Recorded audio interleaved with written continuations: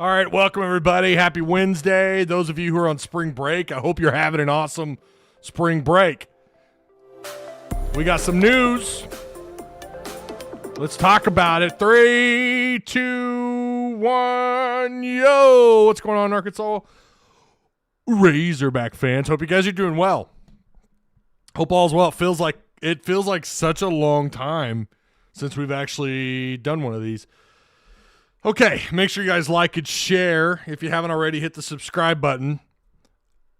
Yeah, if you haven't already. Unfortunately, YouTube is not shipping content out to non-subscribers anymore. So my unsubscriber viewer count is like the lowest it's ever been, which is other YouTubers say that's a bad or that's a good thing. It's not. It's a bad thing. You want that number to grow, right? Because you want YouTube pushing your content to those who are also not subscribed to the channel. So again, we're fighting the algorithm. Make sure you guys do me a favor, share the content wherever, however, phone on your fancy iPhones, your Android devices, Facebook, Twitter. I don't know. What's the X, that's what we're calling it. All right. Yeah. Shout out to Patreon supporters. I appreciate you guys. You help keep this ship afloat. Without you, this thing gets tough without you. So I do really appreciate the Tusk Talk with Ty Patreon supporters. Now, here's the link for you. Also, an update on, I don't know what the hell happened with the sound on the last video. I had about a dozen of you reach out to me and say the sound was bad, and then another dozen of you tell me that no, the sound was good. So I don't know. OBS, I'm looking at all my, as I always do during every live show, I have a board here of my volume levels. Not once did it show that it showed my volume levels as stable. So I have no idea if that was an OBS issue, if that was YouTube. I apologize. I had someone swearing at me over the Cerveza ad. Who was it? Mark Douglas. Somebody swearing at me. Listen, my levels here were fine on OBS. No idea why it did that. Take it up with YouTube. Maybe email OBS. Be like, hey, y'all are you're blowing out my speakers, or for whatever reason we can't hear. I don't know. But the sound, again, I'm looking at my levels. They're fine. So if it's an issue, then you need to take it up with YouTube. Yeah, I had folks swearing at me over it. One person said the quality was horrible, and then other people say no, I had no issue at all. So don't know what was going on, but I'm keeping a really good eye on all my levels. All right. No Devo Davis slander will be tolerated, says Woo Pig 00. Yeah, Devo in the portal.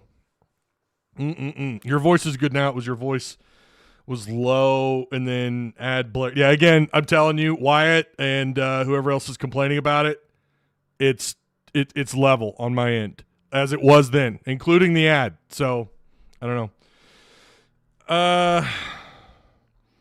I'm just like, meh. Devo never really got better while he was here. Well, that's false. Dan, that's false. His junior season was absolutely fantastic. His not all of it, but he was pretty good his junior season. His 3-point percentage catapulted to something like 35, 36%. He became there for a solid few games there. And again, this is his junior campaign, not talking about this last season. There was a good while there where he was one of the best two-way players, if not the best two-way player on the floor for Arkansas for a good chunk of games last year. So I disagree. I don't think he never improved. He certainly showed signs of that last year. We thought he was going to build off of what he did. And, of course, you can't forget what he did for Arkansas. You think back to the Auburn game when he, dunked there at the last second of the game. I mean, it had no meaning, but it was funny. He did it on the Auburn player. These nuts. Anyways, yeah, so, you think back to the Kansas game. You think back to this guy put Arkansas on his shoulders more than once, more than most, I would say, when you think about his 4 years at Arkansas. His final season was abysmal. It was horrible. He lost minutes. This shouldn't come as a shock to anybody. So if anyone comes at me with clickbait, the hell are you talking about? Number one, I knew this was coming. I knew this was coming. Not from any source, not from anybody messaging. You knew it. Devo Davis is going in the portal. This shouldn't shock anyone. In fact, that thumbnail I've had made for like a while. In the portal, I literally made this thumbnail up like halfway through the year. Or it might have been a little later than that. I just knew his minutes are gone. We know what he accomplishes in his time here. Also off the floor, too, he accomplished quite a bit. And with him taking that time away, when he just kind of like walked away from the team again, guys, and I got to tell you, I hope it works out for him. I hope that this works out for Devo. I don't know. I've never heard of a player walking away from a team at the collegiate level twice and then being brought back on. So there might be more there than we know, and I don't know that we'll ever know the truth. I understand why some things they keep internally, and that's fine. That's okay. That should be permitted. I would like to know, though. I mean, especially in this day and age when the universities across the country, including the one in our own backyard here in Northwest Arkansas, is asking fans for all this NIL money. Maybe a little more transparency on some things. I'm not saying you got to spill the beans, but yeah, look, he's got some personal issues he's just fighting through. Did we ever get that? Because unless it slipped, I think we got a little bit, a tad bit about that. It would never really anything more than like a skosh. I hate that word, by the way.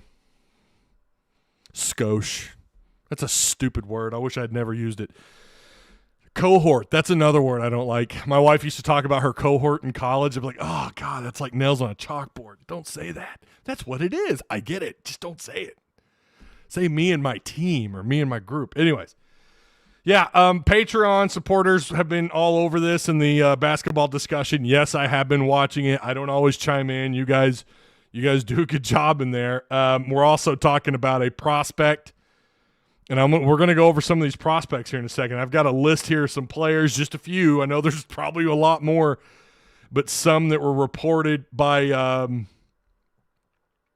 the portal report. They gave us a list of names here that Arkansas has reached out to.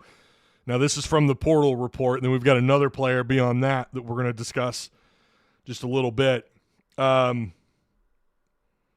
Devo, listen, man, I know it's real easy to some of you are thankful that he's leaving. I get it. They need to make room for guys that are going to contribute within Muss's system, assuming Muss is back. I've not gotten anything on that, by the way. I've heard no news. Only that the Louisville stuff, there might be a level of legitimacy to it. Now, we've talked about that for weeks and weeks. Of course, by now, we all assume that that's the case.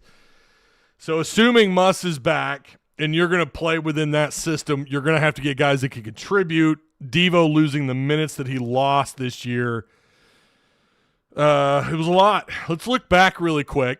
Well, before we do, we need to give a shout-out, actually, to the sponsors of this show, Direct Service Overhead, the Garage Door Company. They operate out of Northwest Arkansas and Central Arkansas. They offer same-day services, quality parts, affordable outcomes, hundreds of five-star reviews. They will come give you a free estimate. If you got something going on with your door, they'll give you a free estimate and tell you what's going on. Give them a call today at 501-244-3667. And, of course, the Odd Soul Craft Bar and Pizzeria on Emma Street in Springdale. When Arkansas baseball comes back from the Auburn game the following week, maybe you'll consider stopping by. If you're going to the game, check out the Odd Soul, that place that Ty goes on and on about, even before they sponsored him, on Emma Street in Springdale. Quality, great staff, quality stuff on tap, great pies. Again, that's the Odd Soul Craft Bar and Pizzeria. Looking back on Devo's numbers, his 2021 year, he played in 30 games. He started in more than half of those. In the postseason, the SEC, NCAA, he averaged over 12 points a game. You remember he was racking up boards too. He came close to 7 rebounds. I always thought when he wanted to crash the boards, he could do it. You go down his list of accomplishments. This guy did a lot for Arkansas.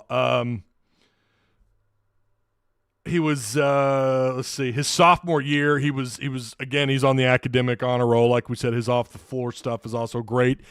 His starts went down his sophomore year out of 30, I think it was 37 total games. I want to say I had it listed here somewhere. I think it was 12 starts. Might have been a little more. Great player. Of course, we know he was a key piece that year to getting to the NCAA Elite Eight in 2021, 2022. Averaged 8 points a game. Where are your numbers at, Devo? I know they're on my screen somewhere. Where are my Devo numbers? They're gone. They're off my screen. Okay, well, anyways. And then his junior season, he was voted to the All-SEC defensive team. You remember one of the things that we used to pride ourselves on at Arkansas as long as Musselman's been here? Fantastic defensive play, effort, energy. Devo was the tip of the spear. When it comes to perimeter defense, forcing turnovers, getting steals, right? And then he finds his three-point game. He shoots up to 35% shooting. The year before, he was just at 27 points. 27 percentage outside. 15% the year before that. His junior season, he finds his outside game, and he becomes almost like not quite a 3-and-D player, but I guess you could say that. Would have fit in well with Nate Oates in 2022, 2023. Would have been the best defender he had on the floor, one of the top 3 defenders, maybe the best with Nate Oates' squad that year. 15 or 35% outside. He averaged 33 minutes. It's the most minutes he ever got here, which is fantastic. 33, 40, almost 42% overall, but he was taking more shots. That is a number that's down from his freshman year when he shot 48%. Think about the type of player he was and the fact that he ever averaged close to 50%. Not that bad. I was pretty critical early on of his inability to finish around the rim. He got a little bit better at that, but he was never, I mean, let's be real, he wasn't J.D. Note. He's definitely not a Khalif Battle. He's not that. But someone who could defend the perimeter as well as anybody that has ever played at Arkansas. I mean, he was a fantastic defender out in the perimeter. And then again, he gets his three-point game up. Someone said he saw no improvement. Are you insane? He was a big piece of that offensive. Remember we used to talk about spurt ability? He was a part of that. That number went away, or that phrase went away. We had it for a brief time last year in 2022, 2023. This year, offensively, I felt like this was maybe one of the best offensive squads consistently that Muss has had. That's not saying much because he's not known for offense. Most of the year, or up until about, I want to say mid-February, they were a top 5, top 6 offense in the SEC, which is crazy when you think about the offensive power this league had this year, especially with, Alabama, who's going to always be, they're going to always jack up threes, and that's how they're going to get their points. That's 3-and-D ball. Nate Oates brought that to the SEC. 2023-2024 was an abysmal year for him. He did have his best year at the free throw line, but he didn't take near as many shots, 77% at the free throw line. He averaged 27 minutes, which is tied for his, it's right there. His freshman year, he got 24 minutes a game. His sophomore year, 27.6. His junior year, 33.1. And then this last year, 27.5 minutes. And again, his percentage numbers kind of are all over the place because of his time lost, right? This was his worst year in terms of field goal percentage. 48% his first year, 43 second, 41.5 more shots taken in 2022, 2023. Appreciate the retweets, by the way, boys. Thank you. And then his number drops with fewer shots at 36%, 24% outside. And he took fewer shots, and that's not if you want to say he saw improvement and then he vanished on the offensive end of the floor or both ends of the floor. Now, he started to bring back that identity a little bit to his individual play at times this year. And then other times, most of the year, he's just getting beat off the dribble. How many times did we talk about this? He's getting beat off the dribble. How was that possible? What the hell happened to Devo freaking Davis, man. If you're going to talk about his offensive game vanishing or fewer shots taken, not getting to the free throw line, not that that was ever really a great expertise of his numbers outside dropping, his perimeter shooting, okay, whatever. How is he on defense? If his defense matches anything like what he has done in March or in past years or towards the end of the season or overall, I mean, again, he was all defensive team not that long ago in the SEC. If you've got that still on the floor, you still have a hell of a player in Devo Davis, but even that took a step backwards. What are we doing? Devo, sir, what are we doing? So that's why we say it's not really a shock or a surprise that Devo is in the portal. He does have a year of eligibility because he played in 2020, and, you know, of course, that was COVID was the interruption and so on and so forth. Or it still was, you know. So he was, according to the NCAA, if you were here for 2020, you're going to get that extra year. So he'll have, as far as I know, at least 1 year left of eligibility. No idea where he goes. He could end up at State, could end up at I don't know, a Mississippi school, somewhere close to home. I don't know. Who knows? Maybe he goes out west. We keep talking about Musk going out west. What if Devo's the one that goes out west? Don't know what he would fit into as far as like a system guy. He's you know, I think he's not bad at the 2 or 3 spot on the floor. Again, depending on the system. His ceiling as a defensive player, in my opinion, his ceiling is one of the best SEC perimeter defenders. Arkansas is probably, I want to say almost maybe ever. Have they ever had? So, yeah, someone's going to take quality in that. The question's going to boil down to what the hell happened. If I'm a coach and I'm looking in the portal and I'm texting whoever his team is, whoever's around Devo, because, you know, I'm sure they have proxy people involved. What the hell happened? Why did you step away from the team twice? And how did you not get your ass kicked off the team? I need to know. Because if you're a problem in the locker room, I need to know. Or is it that those guys were the problem? And, you know, give me your insight. I'm doing homework. Of course they are. Well, we say that. We think they're doing their homework. I don't know that we did all of our homework on this most recent transfer class in Arkansas. We knew that they would bring some offense, but we didn't find anything else out, and sometimes that's just the roll of the dice. Are they going to have chemistry? Which, again, you know, Battle has pointed this out. We know now, like there's just clearly there was a chemistry issue with this team last year. Devo clearly didn't fit into what their whole thing was, and that I think that probably had a lot to do with this team's downfall last year or the 2023-2024 season. It's why we're not right now excited about being in the tournament. We're left out. That sucks. Remember this feeling because some folks just recently got into basketball thanks to Musselman. They weren't really that involved the last 20 years. It feels like that again, doesn't it? Like, oh, man. But it's different because the expectations are, oh, we're not just making the SEC tournament.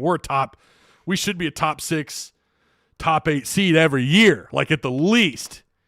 We should be getting past the round of 2. Like that's our expectations are back up there. We missed the tournament. We're done, right? With this year, we're washing it away, and we're on to baseball, who's currently number 1 in the country. But still a bad feeling when you think about the 2023-2024 basketball team. So yeah, I don't have any answers as to like what they should do. I mean, I hope that Musk goes out and grabs some guys that can play defense, obviously, that'll fit into his system, right? Again, make sure you guys like, share, subscribe, by the way. Oral Roberts, Kansas, Auburn were Devo's best games. Yeah, those are all, yeah.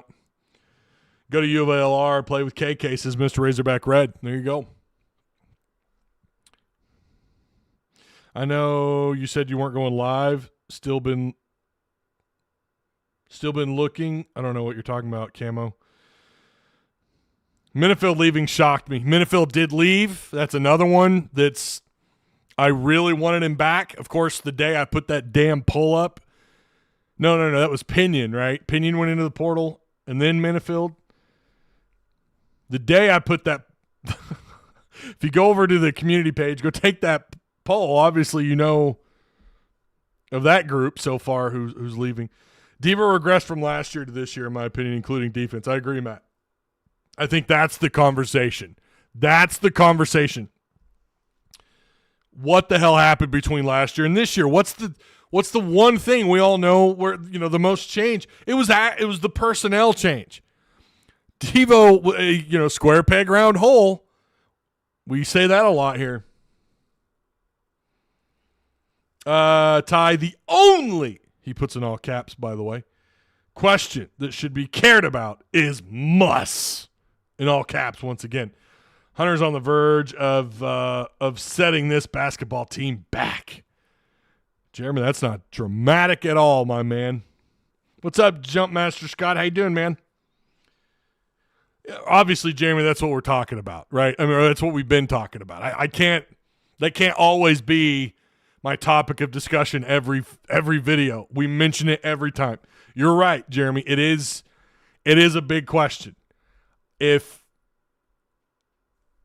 they're going into the portal and they're bringing these guys in, are they just following Muss? Like Muss talking to these guys like, yeah, actually, you're just going to follow me. That might be against some rules, right?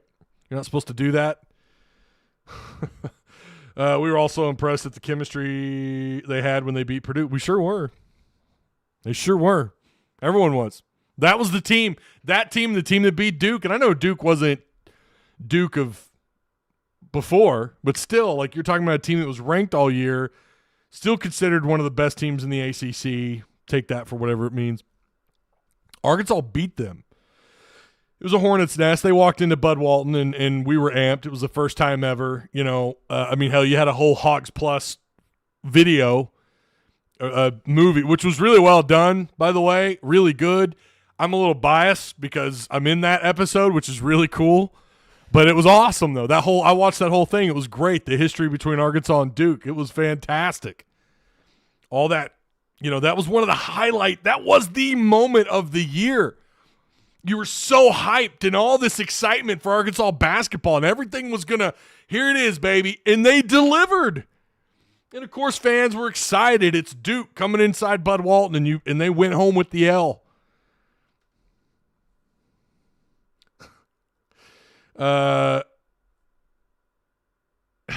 Jeremy says, Ty, yes, you're right. You cannot continue to talk about the same thing with no new info. You are right, LOL. I know. When we get something, though, Jeremy, you bet your ass I'll be here. Just like I am right now with Devo in the portal. Someone asked me why I didn't go live after Pinion and Minifield. And I said, because neither of those are really big shocks. Devo's actually been here. He's built, he's been here for 4 years. He was considered the leader coming into this season. Like, it was such a big deal to get him back. It was a big deal to have that guy who's been in Muss's system for 3 previous seasons, all the accomplishments. We talked about it. We did a whole live, if I remember right, when he announced that he was coming back. I know we talked a great deal about it. It was a big deal, and it just turned out to be a big, giant, fat nothing burger. Love him as a fan, but change is definitely needed for him in Arkansas. This year did something to him. I think he needs to change the scenery more than we do. And that's kind of how I felt about, thank you, Mr. Razorback Red. That's very well said. I said the same thing about KJ Jefferson. He needed to change the scenery. Fans needed a change which is weird to say because it's so odd how both KJ Jefferson and Devo had the exact same, well, I won't say exact same amount of hype, but a lot of excitement around them coming back. Considered team leaders, guys that had been with their head coach for as long as they had been. They were the most experienced.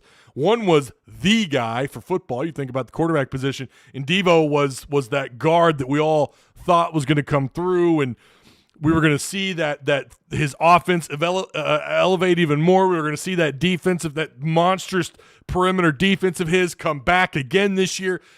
And both of them fell flat. Both of them fell flat. Isn't that wild? That's I was thinking about that earlier. both these guys, we were so hyped. I mean, I had some of you telling me he was going to be a first-round draft pick. I don't know where you went. I don't know where you folks went. I said, let's pump the brakes on that. I had some of you telling me I was overhyped. I had some of you telling me I was underhyped about KJ, and the same about Devo, and yet we were all, most of us who don't have crystal balls, were very disappointed with both of how their careers ended at Arkansas. Is there a chance Devo could be pulled back out of the portal? Does Muss want to pull him back out of the portal? This is what I would say. If, let's say Devo puts his name out there, he's dipping his toe in the water of the free market of the transfer portal and how much money he can get. We all know that's what players are doing. And they'd be crazy not to. You got to, if the system is what it is right now, then you know what? Why wouldn't you? You'd be crazy not to, right? It's kind of like how our stupid-ass government operates. But, of course, you're going to dip your toe into this, right? And let's say the feedback he gets back is that, there's something going on with you in that locker room and your numbers dipped. Your overall value has dropped tremendously, Devo. And he comes back to Muss and says, hey, look, Muss, I'm back. I can be back. I've been in your system. I know you. This year's going to be different. What would you say if you were Eric Musselman? Now, I know a lot of you would probably say no, and I agree with you. I would say no. I feel like you've either been – now, obviously they know Musselman and Devo understand each other, and at least I think they do. And Muss, there's been something going on internally, whatever that may be, but I'm going to go with the assumption that Devo left both times. He didn't show up that Saturday, didn't show up for the game, didn't even show up for the thing they do in the morning, didn't show up. I don't know if Muss knew about that or not. I don't think he did. So we're going to go with that understanding. I'm going to say, no, I'm sorry, man. I wish you the best. You need a change of scenery, and so do we. Good luck to you. Now, who knows? Maybe Devo's value is going to be sky high because, again, you go back to a couple of years ago where he was really effective. I don't know. But I would say no. But it would be, you think about what he's capable of as a defender and how much Muss values good perimeter defense, just good defense overall. I could understand it being pretty difficult if that were an option to just simply walk away from, but you would have to. Especially the second time the guy walks away from the team. Nope. I would even say the first time at the end of the year, I think there might have been a conversation, or there should have been a conversation at the end of last year when he did this, when he stepped away, and at the end of the season, you may have needed had to have a conversation and say, look, man, you need to change the scenery. It's pretty obvious. I don't want to risk doing this again. Now, clearly, they don't have a crystal ball. They had no idea this was going to happen. Ty, do you think we will not know about Muss potentially until the NCAA tournament is over? I have no idea. I don't know. I mean, this stuff, teams want to move quick. There were rumors that Louisville was maybe interested in the TCU head coach, and they're putting feelers out, and there is interest, but Muss may not be at the top of their list. I don't know. I don't know why you wouldn't. Good God. I mean, he can get – I mean, I'm not going to say he can get anybody he wants because clearly he can't out of the portal. But he has built some really good teams this year. It just didn't work out. It's KJ Jefferson all over again. Both guys should have ended their college careers at Arkansas. Sad, but that's the world we were living in. I don't disagree with that. I mean, it sucks how it ended, how they both imploded. In KJ's situation, to be fair, and it may apply to Devo, I don't know, but in KJ's defense, it wasn't all on him. I thought he did regress as a quarterback, but I think there were so many things outside his control. I still wonder about the Kennedy and the Dan Enos communication or lack thereof, the overall play as a group, not the individuals, because I thought the individuals on the offensive line were actually pretty decent. You could get one or two of them drafted this year, but that wasn't all on KJ. I mean, you saw how they went for Criswell at the end of the year. Nobody was going to have success back there. Running backs or quarterbacks, didn't matter. Well, nobody was going to have success. They had a huge gap in that offensive line that really slowed them down. Devo, it was very clear something was going on with him. There might have been some chemistry issues between him and a few other players. That's why he stepped away. I don't know. But every time Devo, most of the time Devo was on the floor, it didn't seem like he belonged out there, which is so crazy to think about compared to what he had done the previous season.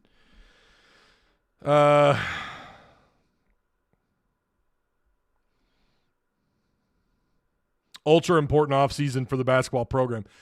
I don't know. Listen, basketball is clearly different than other sports in college, right? Well, I mean, obviously all levels, but you know what I mean in terms of how the programs are built, in the time that it takes, and the thanks to NIL and the portal, how things are just they're set up so much, different now. Where, I mean, UCLA wants to walk away from Cronin, or their fans do. He's got a $20 million buyout. I don't see that happening. Cronin just had some success with them a few years ago. They've kind of got a Coach Cal thing going on out there where they might be stuck with him for a little while longer. I don't know. It'd be crazy if someone came along and bought him out, that $20 million buyout. But I think what Muss's contract with that $1 million buyout, which is so pathetic, it is structured in a way that favors him severely. He has all the chips right now. So Hunter Yurchak's going to have to come along and dough up. He's going to have to give him a contract where the ball is in his court, on Muss's side of the court, where you put all the pressure on Musselman, where it's like, you really want to walk away from this kind of money? I'm still not sure what's going on with the NIL. I saw where some folks are saying, actually, the NIL is projected to do pretty well this year. Don't know. That's just a group chat that I'm in. These are not people that are super duper dialed in, but they're reading stuff from other sources. Don't know where, but I guess the NIL is, I don't know, maybe you guys can answer me. I don't know where this is coming from, but it looks like the NIL might actually be okay. The amenities that are here, apparently, I don't know that Louisville can match Arkansas across the line. I get that Louisville, historically, how many Final Fours? A bunch, right? Close to, it's double digits, is it not? Don't they have 10 appearances? They've got, I think, 3 championships. One was vacated. Obviously, their history there is unbelievable, but recently, what are they? They're an embarrassment. Does Muss want to go there and build them up the way he did here? Maybe that's what he's into. I don't know why you wouldn't well, I don't want to go into talking about listen, I feel like he's at a stage in his career where it's like, you know what, why not stick it out? And your program, you're going to have to rebuild next year, right? So the ball's in his court. That's what this extension is going to have to be. Whatever it is, whether or not or how soon we hear about all the numbers, you're going to have to force Muss to want to walk away, right? So that means it's going to be a long-term deal. That means more than likely it's going to be a long-term, big money deal that's going to put him somewhere in the top 8, top 6 and highest paid coaches or extensions, whatever. That's what Muss is going to have to turn down, okay? So then what happens next year if they shit the bed again?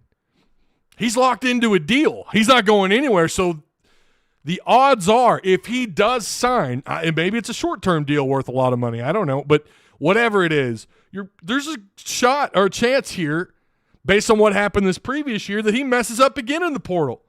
And you're going to have him again after that, whether that's good or bad. I don't know. We'll have to – listen, we're projecting at this point. We have no idea how this thing's going to unfold with Muss. Again, I just feel like that's probably – we're headed into one of these 3 directions. He's either going to take another job, or he's going to stick it out. He's going to have a short-term deal that's going to be worth a ton of money. A lot of you are probably going to think he's overpaid based on what he did this year. Or he's going to have a long-term deal that looks like, oh, wait, maybe he wants to retire here. That's what I see on the table. Those are the 3. He's either gone, or he's long-term, or short-term, or long-term. That's it. That's the only things that are on the board, right? He's not – they're going to have to restructure his deal without a doubt. We got such a long ways to go. If Muss wants to win a natty, could he get himself any closer to another job that's available? I think he could win one here, Steve. I don't know. I think he could win one here. I think that's his ceiling. I think eventually that guy, he could win one here. Does anyone here think that he believe that he can't win one, at least a national title game here? I think that's his ceiling. What do you guys think? What is Muss's ceiling here? There's the question. There's the title of this video. What is Muss's ceiling here? I think he can win a national title here. I don't want to let this last season, affect the way I think about that too much, but you do have to factor it in, and still I think his ceiling is winning a natty here.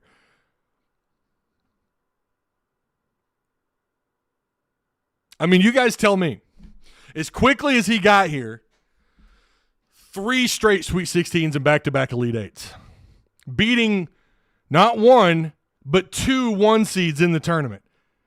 Marcus Mitchell says absolutely not. Marcus, tell me why. Tell me why. Name another coach at Arkansas that beat 1 seeds in their first 4 years at Arkansas and advanced to 3 straight Sweet 16s and back-to-back Elite 8s. And you're telling me you don't think so? I don't know, man. Nolan didn't have that kind of success, and I've been telling you guys for years he deserves a statue outside of Bud Walton. I'm not saying that about Muss, but I'm simply saying Muss has thrived in the portal era. Right out the gate. He has thrived. He's put guys into the NBA, multiple first-round picks, lottery picks. Look what Ricky Council's doing, right? Or what he's done this year. Who the hell would have thought that Council would get a shot and have some moments like he's had in the NBA? Not many, I get it, but still, I don't think anyone thought that, especially not where he was coming from and to where he ended up in college. Now, Nick Smith obviously fell back. The injury and all that stuff held him back. Anthony Black. Jordan Walsh was called up in the Celtics organization. I mean, I don't know. You guys tell me. He's doing everything that's right that keeps Arkansas in the conversation every year until this year. So, yeah, I think his ceiling is winning a national title. Most definitely can win a title here, maybe 2, says Patrick Smith.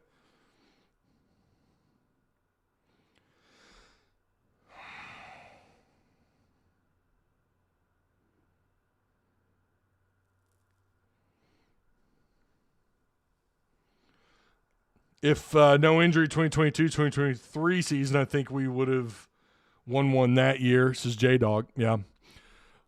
Oh, here's what Marcus Mitchell says. You go from Elite 8 to not making the NIT. Other teams have figured him out. That's a big drop-off. We weren't even a bubble team. Okay, but he sure as shit turned you around pretty quick. You don't think he could turn you? I mean, when he took the job over, not that it was a shit job. Mike Anderson did a great job of building a really good foundation here in 8 years. Never got them past the second round. But anyways, Muss is a better coach than Mike Anderson. Muss is a better coach than Palfrey. Muss is a better coach than Stan Heath. Now, that's not saying a whole lot because none of those guys had a lot of tournament success. Muss was better than Nolan was his final 2-3 seasons at Arkansas. And he's doing it in an era of the transfer portal. You could say he got figured out, and yet did we not watch Chamon Mark and Khalif definitely battle towards the end of the year, completely take this league over? He missed on some guys. You had the Brazil injury. Brazil regressed. We don't talk enough about Brazil. Is he coming back? What is going on with him? Are they going to get Battle back? Would you take them both back? There's so many damn questions. Yeah, I just disagree. You guys act like some people think, oh, it's up now. Oh, it's up. It's over. It's over. They figured him out. What, like they just discovered the portal? Are you crazy? I mean, yeah, more teams are investing a little bit more into the portal, sure, but it's not like, they're just now figuring this out. They knew this in 2020, 2021, 2022, 2023. They knew this. And yet Muss was still getting to Sweet 16s. Back-to-back Elite 8s. Now, if you want to bring up, well, yeah, but look at what he did in conference play the last 2 years, and you're perfectly right. he certainly doesn't go without criticism. Nobody does. But those are valid conversations. Those are valid things you could talk about. But I don't know. I just think he could win one here. I really do. I think he could win a national title here. I don't know. I don't know that you could say the same about some other jobs. Now, maybe he could. Now, you remember when Indiana was in the conversation? I don't know that he could go to Indiana and turn them around. I don't know. They've certainly tried over the years. Maybe they could. Indiana's Indiana. Louisville, I think he could. Louisville is a job I do think he could walk into and turn them into bring them back to the conversation of being one of the top 10 schools in the country. I think he could at a lot of jobs.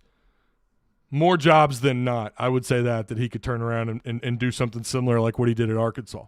I think he's that good of a coach. And one of the reasons why I think that, he knows when it's time to, like he got off Twitter. You didn't see him on Twitter doing the stuff, right? He wanted to put in the work.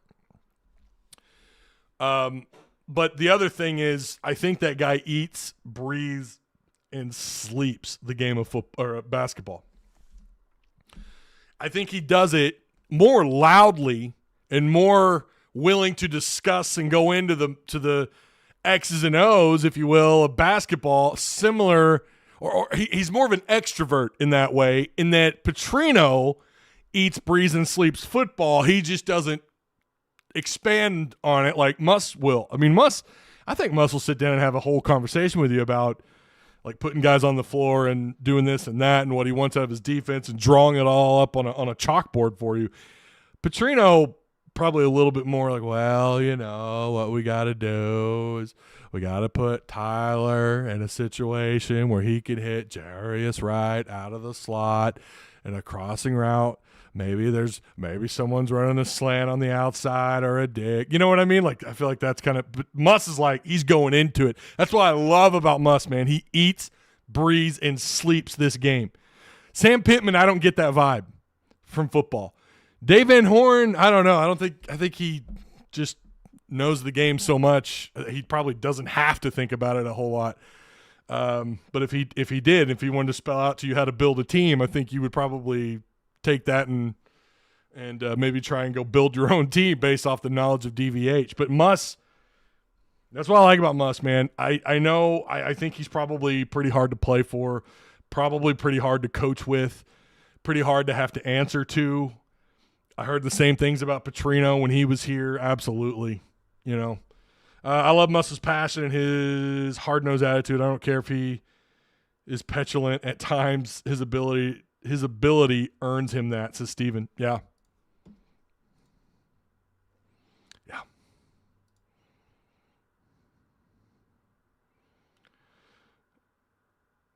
Oh, Brian in Discord says, take Brazil with you. So he wants Brazil gone. I don't know, man. I think I would take Brazil back. I just would.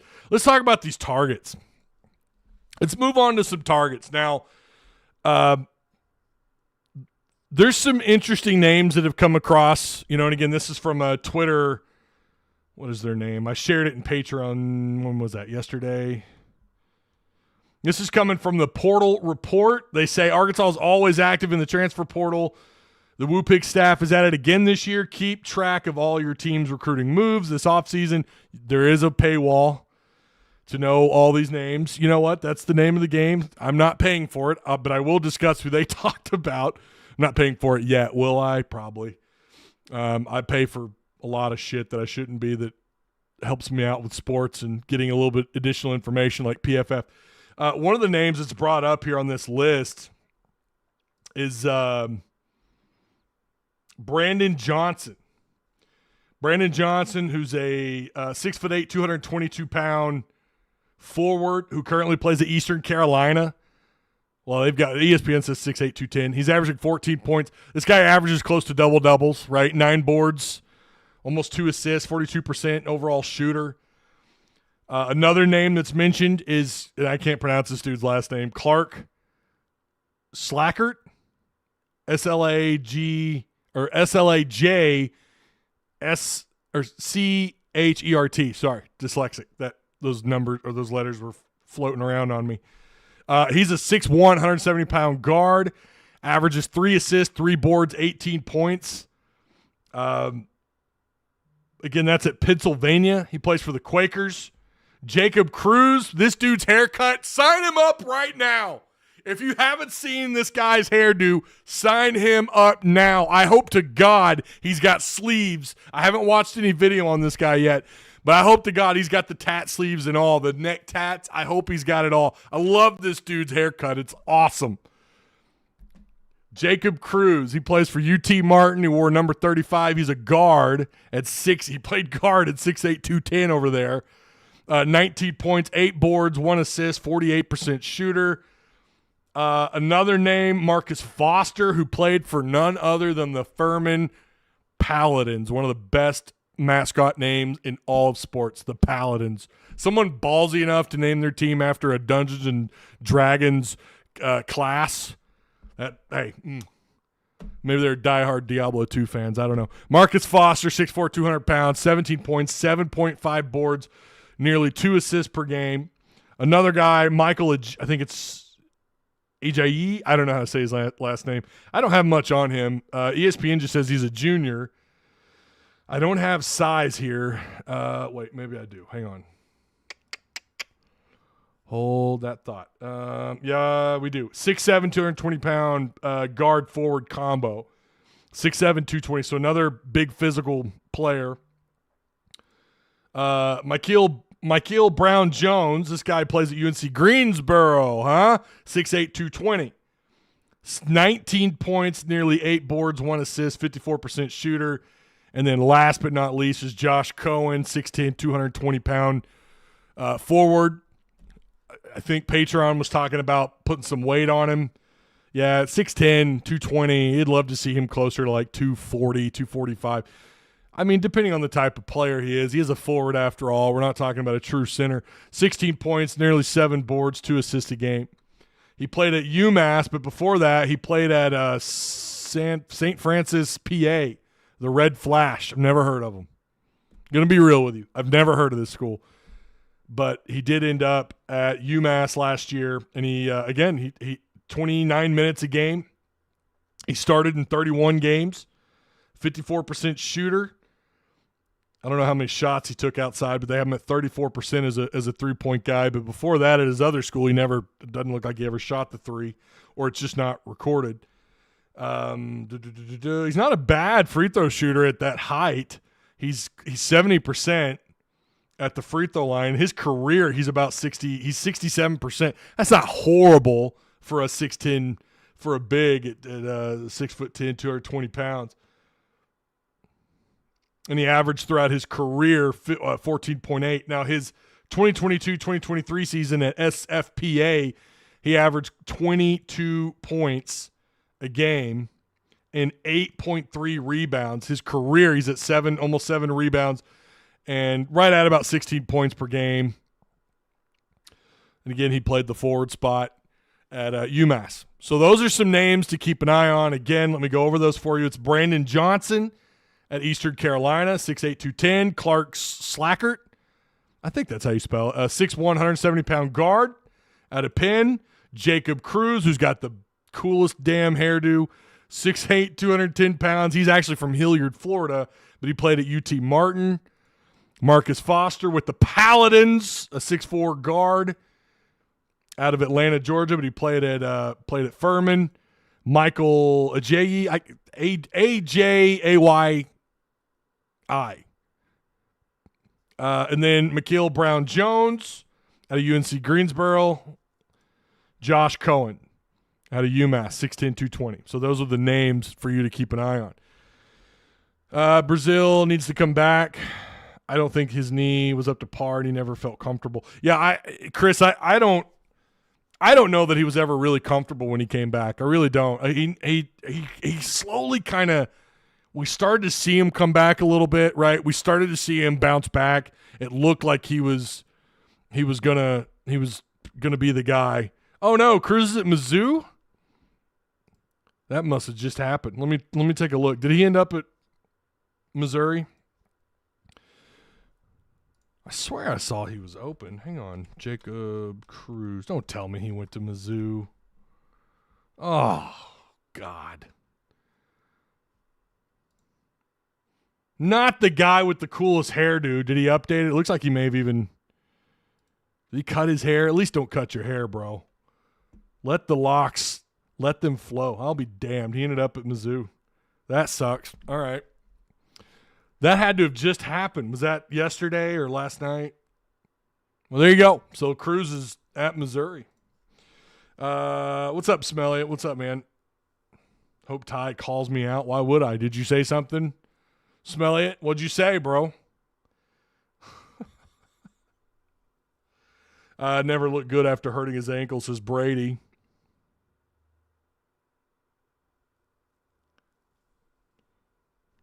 Appreciate that, Dan. Thank you. Appreciate you shouting out someone else like that. Love it. Love it. Yesterday, he committed. Okay. Yeah, I see it now. TB has 0 dog. He gets rebounds that a 6'11 should get. 0 post game. Can't dribble. Jumpers slow and weak. G League guys beat that shit in his face. Says Camo Gang. Always so positive. I love it. Always so positive.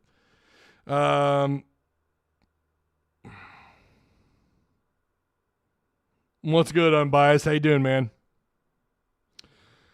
Marcus Mitchell says, I'm not knocking Muss at all. We just keep losing to more cohesive teams in the tourney. I think that will always be the case. Well, again, you say that. Has a pretty good track record of actually advancing in the tournament, though. I mean, I think I would argue the opposite. I think I would argue that a team last year that had no business knocking out a 1 seed the way they did and advanced to Sweet 16, I would probably argue the opposite. That he's actually, I mean, he's had some really talented teams, but teams that also struggled finding an identity on the offensive end of the floor, and yet they still find ways to advance. His teams are always slanted a little bit on offense. They're always slanted a little bit. And even on defense, I mean, this year they were really bad, really, really bad. Never would have thought they would drop like they did this year on the defensive end of the floor, but they did. It was really bad, and they never recovered. And I hope he's putting an emphasis on defense out of the portal.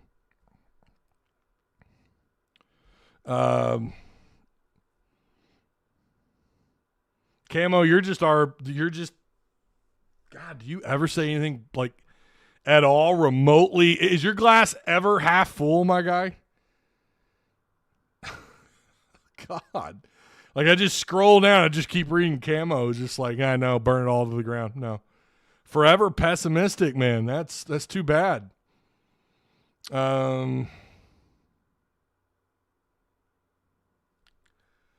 Council was the deal. Council was good here. I just never thought that he would even have a shot at the next level, and he got one this year. I don't know how long.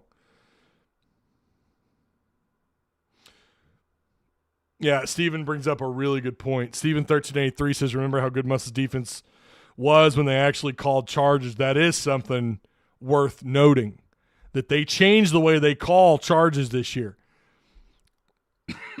That is true. That's a very good point. But they still, where they made their bread was perimeter, pushing guys off out at the perimeter. Always contested. Seemed like 85, 90% of the shots outside. Even if you're a high-volume three-point team that could set up your own off-ball screens, find a shot outside, there was always going to be someone there with their hands up, pushing you out off the perimeter or contesting your shot. That wasn't there this year. That's where his teams made their bread. That's how they were able to advance. That's how they looked good towards the end of the year when they got better at perimeter defense. When we found someone other than Devo always able to back guys off or force them to do something different offensively because of their perimeter defense.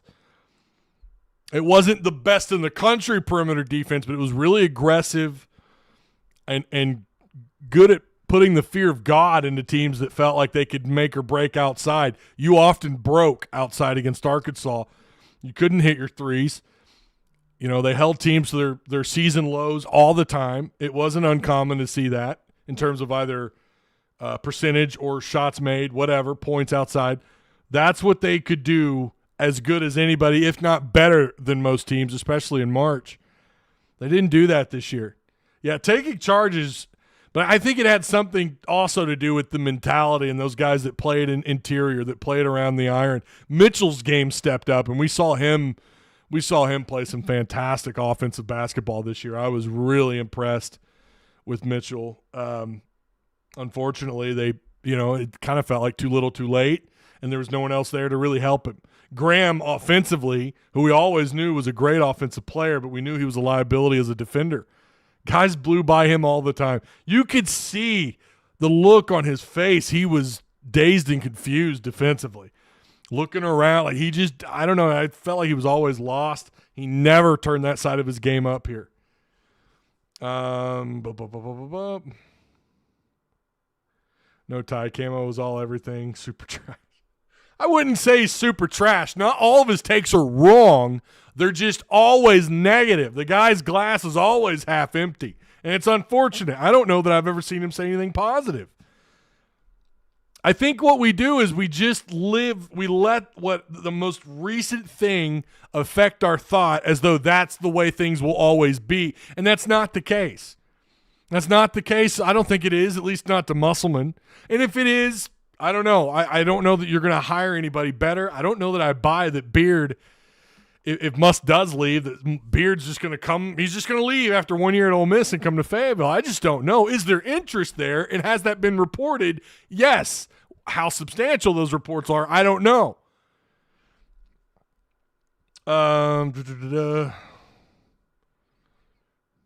Mitchell developed into a beast. Yeah, don't tell me Muss can't develop players. I mean, that's the craziest thing. We've had callers call in and be like, that's crazy.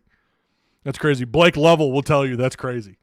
Muss develops. He develops talent. And you look at Mitchell's game. Now, did that take a little bit of change with personnel and minutes and swapping guys in and out? Who's starting? Who's benching? How many different combos did we see as starters? It took a little took a little energy and effort, right? And then eventually you saw Mitchell's game develop on the offensive end and even defensively. I thought at times he looked a lot better than especially the way he did early on in the year, which is why I think he lost minutes. X-Men 97 has 100% on Rotten Tomatoes if anyone cares. Smelly, I try not to inject too much nerdum here because I don't get much of a response from it, but I am really excited to watch that. I think it's crazy they fired that director 2 weeks before the premiere. Isn't that crazy? I am excited. X-Men, the animated series in the early 90s, I think is the greatest. I've watched that series probably 4 times, and there's a lot of episodes.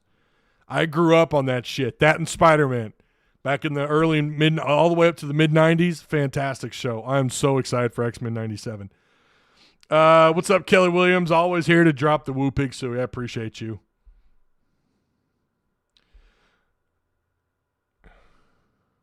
Oh, Beard did sign his extension, but it's flexible though, right? I thought I saw someone try to tear it apart, say that it was actually kind of flexible. But it's not happening. They're not going to go get Beard. I don't see that happening. Muss leaving is still absolutely on the table. It's still absolutely on the table. Sorry, I should have sent in Discord my. Well, no, you guys bring up nerd stuff. I try to keep it on point with sports, but you guys know how I am. I'm a big nerd. By the way, update. I did get my hands on a Lord of the Rings 4K. The extended cut. I have it on digital, but I finally found a physical copy because, guys, I'm telling you, you need to buy physical copies. If there's something you really enjoy, go buy the physical copy of it. Because these companies, they're wiping shit that you've bought. They're taking stuff out because it's culturally insensitive, all that bullshit. They cut out pieces of The Office. Listen, man, go buy the physical copies of stuff before these. I'm not going to get into it, but just buy physical copies. That's all I'll say. I grew up during Cedric Cobbs, Matt Jones, D-Mac going through high school. So did I. Trying to see what you're saying here. Was at the BP era, and I'm the out-of-state fan you talk about. Grew up in GA, so yeah, last decade of football, nothing positive. Well, again, you decide to live there. Doesn't mean that there aren't positive aspects to these things in which you talk about and the things that you cover and the things that you watch and the things you enjoy. Doesn't mean it's all bad, that it's all negative. You look at individual play, you look at guys that go to the league. That's the stuff that, you know what, at least there's something there. I love it when a former Razorback, whether he comes out of a shit show, you look at Frank Ragnow. What the hell did he leave behind? You're going to tell me there's nothing positive about that? No, I disagree. Frank Ragnow went on, and he's one of the most beloved Detroit Lions, not even just offensive lineman. He's one of the most beloved players on that team. Detroit loves Frank Ragnow. So I'm not a glasses always half full guy, but I can certainly at least see the positive in some areas. It's not always bad. And how might that affect Arkansas? I don't know. Maybe not much at all, but it is cool to see. So I do see light at the end of the tunnel sometimes, maybe when others don't. And I don't mind pointing out the bad, but I can also see the good too. And I think based on your responses here, you just only see the bad. I don't know. And there's several of them in Discord. And that's fine. You have a right to an opinion, your thought, but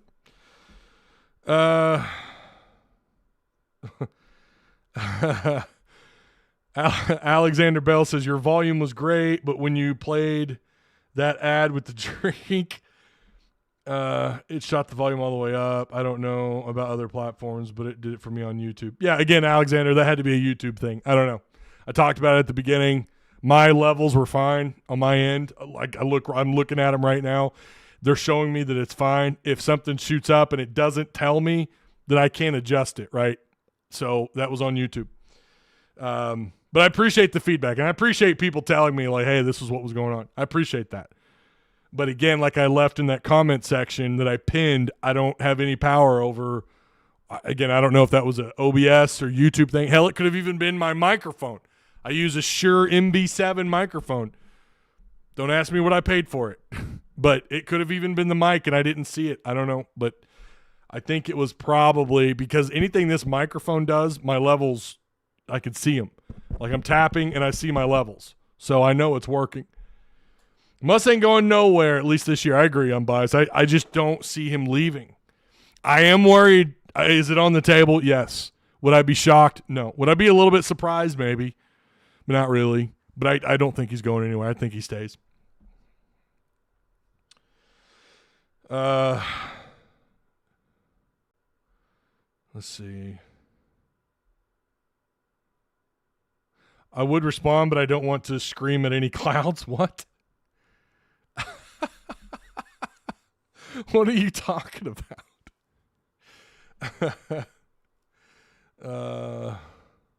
Blocker was the only dog on the defense and battle late in the season. Yeah. Unfortunately, Blocker still didn't get his minutes. I don't know why Blocker's minutes didn't increase. I don't know why. We've got baseball, by the way, this week. They don't play a midweek game, but the good news, they do play Thursday. They play tomorrow at 6 p.m. on the road at Auburn. I love this, by the way. I love it. We're getting a conference game, not on Friday, but on Thursday, 6 p.m. They'll follow that up with a Friday game. Again, this is in Auburn, Alabama, 6 p.m. on Friday and then 2 p.m. on Saturday. So we'll know, Sunday or Saturday will be day 3 or game 3. And then you come home and you play Little Rock.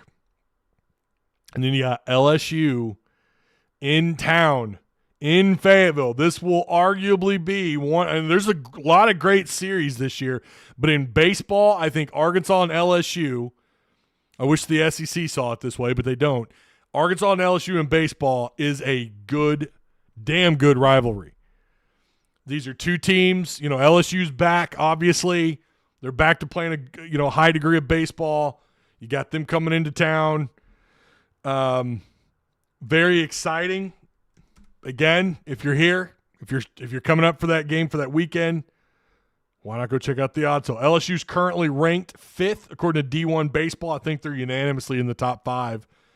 This will be a hell of a series, so just FYI. I am the old man yelling at the cloud memes. Oh, when it comes to modern nerdom. Oh. Yeah. I pretty much hate 95% of modern nerd stuff. It's all been ruined for the most part. Well, we could thank Disney for that. But I certainly hope X-Men 97. I don't know, man. I saw that preview on Twitter last week. That was insane. It looked really good. But I'm not holding my breath for the whole thing to be great. But who knows? Maybe we'll be surprised. So, all right. I think we covered pretty much everything we wanted to cover. Marcus just doesn't think that Muss does much here, I guess. I don't know. Sorry, man. I just have to disagree. I think Muss does a good job. I think Muss has done a great job up until this year. I hope they get him back. I'm sad. A part of me is sad to see Devo go because I do appreciate what he did here, but it is time. I do agree. It's time for some new scenery for him. I hope they can. I want Brazil back. I think we saw a little bit of old Brazil, what we thought we were going to get towards the end of the year at times. You know, does he need further development? Sure, right? I think that's absolutely fair. I'd like to see him back. Something tells me he goes pro. I hope they can convince Battle to come back. Might be easier said than done. But let's hope they kill it in the portal. I'll do my best to track it. We're also back next week for spring football. Where's my email? Where did it go? I have my email here and it vanished. Why does this happen? I don't remember closing it out. Here we go. Spring football guide. We're back next Tuesday on the 26th for practice number 6. It's going to be at 8:25 a.m. It doesn't say if we're getting any interviews or not. I'm assuming we are. And then practice 7 will be Thursday at 8:25. And then the 30th technically is practice 8. And I'm pretty sure that is open to the public. At 9 a.m. I will be there. If you guys decide to go, let me know. I'm going to tell you, it might be worth watching a little bit if you get an opportunity. It won't be, as far as I know, it's not going to be, no one's televising it. There's not going to be any streams. So you got to be there to see it. I'm assuming it's going to be, I mean, you could film it. You could watch it. You could take pictures and video and whatnot. I just don't think anyone's actually going to stream it. But that, again, will be the 30th. Saturday the 30th. So, yeah. So they get back from spring break on the 20th. I'm assuming they're back this weekend, but they'll report for practice 6th on the 26th. 28th, they'll be back for practice 7, and then the 30th will be, and I guess that's the scrimmage, or it's a scrimmage, or it's just practice. It's going to be open. I'm not really sure what they're planning on doing. And then the following weekend on the 6th of April, because we know April 1st is a Monday this year, right? Yeah, April 1st is on a Monday. April 6th is also open at 10:25 a.m. That's practice 11. Again, I don't know if that's going to be a red white or if it's going to be a scrimmage. And then the following weekend, you're going to get the spring game at noon, so that'll be the official spring game, the red-white game, whatever they're calling it this year. So, yeah. We still got a lot of spring football to go. I'm excited. I'll be there. Hopefully, I'll be there. And I'm looking forward to reporting. Remember, Patreon supporters, you're going to get my first reaction. The last couple I've been a little late on, but hopefully I'll be able to do it like that this time as soon as I'm out. So, Camo says we need Muss 1,000%. Well, I do I agree. I agree, Camo. We do. Patrick Smith says, I like nerd stuff, but it fell off for me. It fell off years ago for me. Not me. I'm the opposite. I'm all in. I am more into the old nerd stuff for sure, but I nerd out on some of the new stuff too. All right, that's it. I appreciate you guys. Remember, check out Discord if you're not already in there. You need to be in there. If you're a Patreon supporter, you're going to get first access. I mean, that's where all the conversation's happening for, Patreon. Like the meat and potatoes of the conversations are happening in those Patreon rooms. I've been keeping an eye on them. They've been really good. If I have any insider stuff that I could share, obviously practice. I'm there. I'm giving you guys what I'm seeing. I'm reporting to you as it's happening like I did last week, and we'll be doing that again this week. Again, that's for Patreon supporters only. There's your Discord link, and here's Patreon if you want to join it. Make sure you're there. All right. Where's the paste? You son of a... There it is. All right. X-Men to me was chewing penny bubble gum and reading a 12-cent comic book. All right. I appreciate you guys. I don't know if there's any plans to go live again this week. I'm going to probably have some content for you, though, to drop anyway. So just make sure you're subscribed and you hit the notification bell. But I will be back for sure next week. We're going to discuss spring camp. We've got a long ways to go. So I will see you guys next week.